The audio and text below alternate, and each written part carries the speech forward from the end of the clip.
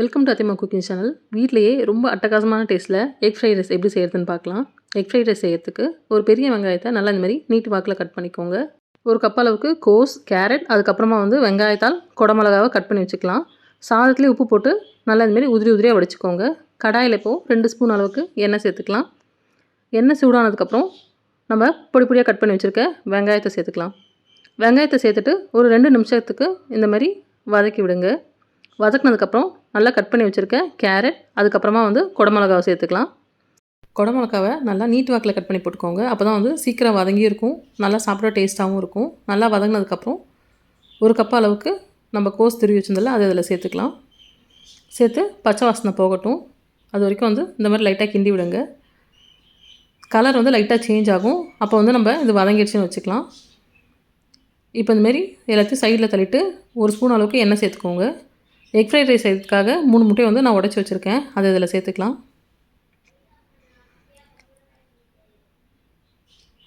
3 முட்டையை சேர்த்துட்டு ஒரு ஸ்பூன் அளவுக்கு பெப்பர் சேர்த்துக்கோங்க. ஒரு ஸ்பூன் அளவுக்கு உப்பு சேர்த்துக்கலாம். சாதத்துலேயே நம்ம உப்பு சேர்த்துருக்கோன்றதுனால கொஞ்சமாக இந்த காய்களுக்கு மட்டும் உப்பு சேர்த்துக்கலாம். சேர்த்து முட்டை நல்லா இந்த மாதிரி கிண்டி விடுங்க. முட்டை நல்லா வெந்து வரும். வேகும் போது நம்ம எல்லா காய்கறியும் சேர்த்து முட்டையை நல்லா மிக்ஸ் பண்ணிக்கலாம். மிக்ஸ் பண்ணிவிட்டு ஒரு 2 நிமிஷத்துக்கு நல்லா மிக்ஸ் பண்ணி விடுங்க. அப்போ தான் காயோட முட்டை நல்லா மிக்ஸ் ஆகும். முட்டையோட வாசனையும் கவுச்சி வாசனை இல்லாமல் சாப்பிட நல்லா சூப்பராக இருக்கும். 1/4 ஸ்பூன் அளவுக்கு ரெட் சில்லி பவுடர், 1/4 ஸ்பூன் அளவுக்கு கரம் மசாலா சேர்த்துக்கோங்க. உங்கள் காரத்துக்கு ஏற்ற அளவுக்கு நீங்கள் ரெட் சில்லி பவுடர் சேர்த்துக்கலாம்.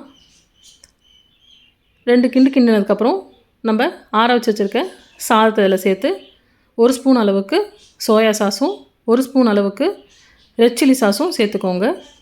நம்ம கட் பண்ணி வச்சுருக்க வெங்காயத்தால் இதில் தூவி விட்டுக்கோங்க. சேர்த்துட்டு எல்லாத்தையும் நல்லா கிண்டி விடுங்க.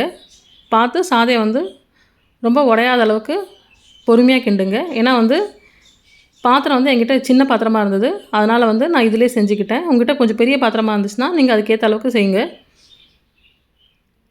இதை நல்லா கிண்டிக்கலாம். நல்லா அடியிலேருந்து எடுத்து கிண்டும் போது எல்லா காய்கறியும் சாதத்தோடு நல்லா ஒன்று சேர்ந்து முட்டையும் எல்லாம் நல்லா மிக்ஸ் ஆகி வரும். அடுப்பை நல்லா லோ ஃப்ளேமில் வச்சுட்டு நல்லா கிண்டி விடுங்க. பாருங்கள் எப்படி நல்லா உதிரி உதிரியாக வருது பாருங்கள். இந்தமாரி நல்லா உதிரி உதிரியாக வந்தால் தான் எக் ஃப்ரைட் ரைஸ் சாப்பிடவே நல்லா டேஸ்ட்டாக இருக்கும். அவ்வளோதான்.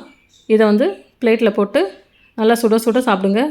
நல்லா சாப்பிடவே நல்லா அட்டகாசமாக இருக்கும். வீட்டில் எல்லோரும் ரொம்ப விரும்பி சாப்பிடுவாங்க.